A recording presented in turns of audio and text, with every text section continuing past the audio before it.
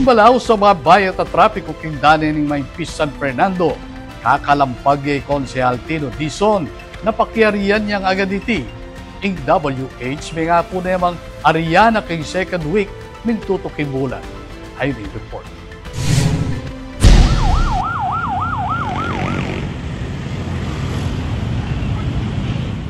Makanini, ingit sura ning galoning trapiko king MacArthur Highway, Barangay Maimpis, siyudad ning San Fernando, balang rush hour. Bumper to bumper, ing pila dareng saken, partikular na king papuntang Angeles City. Ing sitwasyon na iti, mekwayan niyang Lunes, August 18, 2025, pasado alas 5 ning gatpanapon. Ing sangkan, ing balaos a rehabilitasyon ning Manila North Road o MNR project, lalam ning Department of Public Works and Highways o DPWH Region 3. Saklo na niti, ing parti ning MacArthur Highway, king harapan ning Regional Government Center o RGC, king Barangay Maimpis. Agpangkareng datos, July 2024 ya inumpisan ng construction at dapat sanang mayari kilub ni ngalos pabanwa o 360 days o inyang July 2025. Pero hanggang ngini, balaw siya pamurin gagawan nung nukarin ramdam ng publiko ing epekto.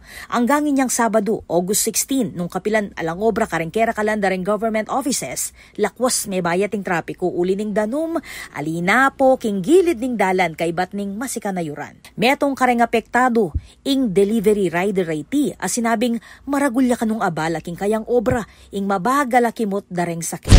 Kami po kasi, oling kaya pong baha, palasira la po rin motor niya po medyo pota po nga Kenny. Medyo mimiwas kaya po talaga kayang dalan Kenny. In kaya mi pin po Kenny ma'am, pag po talaga pinalo na pong 4 o'clock ma'am, as in na po kakabahing traffic, even di kami pong riders, talaga pong only po kami, ating kaya pong oras kaya pong pamag-delivery. As in po sobrang managalang kaya po oras, tapos po sobra po ka-traffic po. Uli ning harapan na sitwasyon na iti king amanwang lugal, minapilaya City Councilor Tino Dizon king DPWH na bilisan ing proyekto.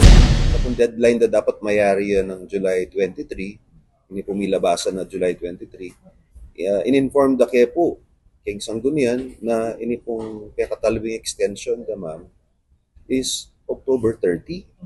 Yeah? So, sabihan na ini, may git pangadwang bulan, may git na bayo de apayari ni. Itang ipainawad na mo puro sana din yung kikatamong magobra, din yung magaral.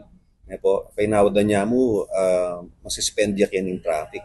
Yan, po itang sanang miyabi-yabi lang may papamilya, makapanganla po, balik sabihan, nilalampasano po kitang oras ito. Sayang naman po. Agpangkaya, king session ng Sangguniang Panlunsod din niyang milabas sa paruminggo, kaya bereng tubo dibat king DPWH apagkabalwa na kanong misadsad diya pang hanggang October 25 ing pamanari king proyekto. Malulunos po kareng kasyudad tamo po kareng makidalan kaya katamo, uling alay po yung bola kaya katamo. Po. At suya po kareng manungkulan na ning DPWH, ang po masabi kaya pong mayap, kaya kareta pong mga kontrata kini, na arianda niya po the soonest possible time. Maralas kanu na ilang manungkulan, reng popok-pukan at sasangkanan da king delay king proyekto. Gagawan da po in lubdadeng manungkulan nyo, ilan pong konsihal, headed by our Vice Mayor Brents, ang po Mayor Vilma, kaya payaws na nala rin po din, peksabihan na lang. Anta po baluyo, papayaws nila po din, den contractors, den yung DPWH, mag-follow up kaya po karela. Magkulang na mo po, magmakalunos kami na aryandano po din yung project daw. Uling ita pong problema o abala na dudulot na po ni pamayaring construction na po or ini pong rehabilitation na ng MacArthur Highway po. Para bilisan din po, pinatsukay po ngayon Kenny, uling, emi naman po kasalanan nini.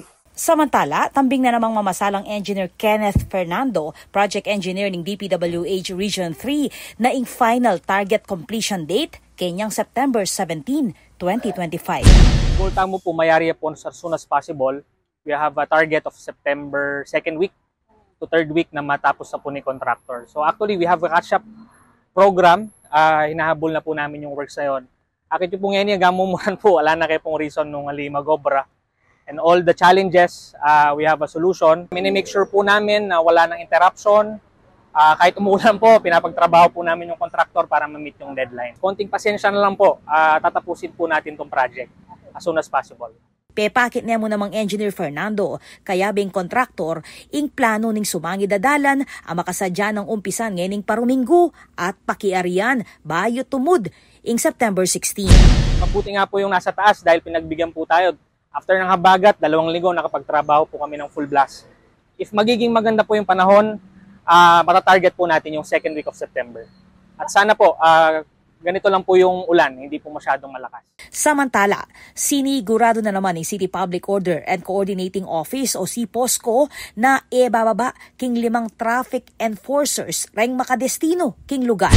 So during rush hour, lalong-lalo na po itanggat panapon, medyo talagang maging mabayating pulay na rin sakit yan in traffic. Pero kami po king CPOSCO, while balumi po talagang every rush hour ma-traffic. But yung pagikuanan mi po, itang oras na, ako kuyad miya po. Kaya kasalukuyan po, mag-construct na lang itang malapit kayong access na ng RGC Sakop. At panakit mi po kayong in the coming days po, medyo pamagbayong bagya. Patupad nala naman kanong rerouting scheme, kareng alternatibong dalan, bang mabawas ing heavy traffic. Nung talagang heavy traffic po, pwede pong consider ito. And likewise, ini naman pong dalan tamo kay King San Isidro, Alasas, na manibatan naman po kay King South, pwede lang pong dumalang ka rin going north. Habang maninayeng publiko na mayari yaking oras ng MNR project, mamagasa na laman reng motorista at maging reng memalin na sana mas pulido ya at mas masalese yang makumpletong proyekto bang asiguradong maluwat ding apakinabangnan reng tao. Ako po, si Patricia Mamangon para kay News Force Pampanga. Balitang tutuking Balen, susuyo.